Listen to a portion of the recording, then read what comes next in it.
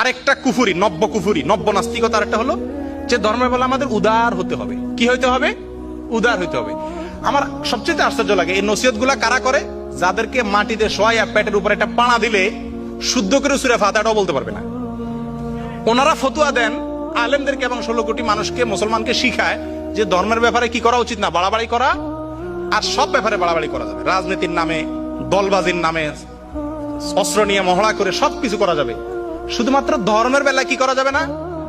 আল্লাহ কোরআনে বলছে ইন্নাল্লাহা লা ইউহিব্বুল মুতাদিন, আল্লাহ সীমা লঙ্ঘনকারী, বাড়াবাড়িকারীদেরকে আল্লাহ পছন্দ করে না। সেটা কি ধর্মের বেলা না যে কোনো বেলায়? যে কোনো বেলা আল্লাহ তাআলা কি করে না? বাড়াবাড়িকে পছন্দ। কিন্তু ধর্মের বেলা বাড়াবাড়ি কাকে? আপনি এটা গান শুনতেছেন, আমি যদি বলি ভাই গানটা শুনেন না প্লিজ, বন্ধ করেন, এটা হারাম, তো সঙ্গে সঙ্গে বলবে কি ভাই ধর্ম নিয়ে বাড়াবাড়ি করা ঠিক না। বাড়াবাড়ি কাকে বলে? বাড়াবাড়ি হলো সীমানার বাইরে যাওয়া। গান না শোনা এটা ধর্মের ভিতরের জিনিস না বাইরের জিনিস?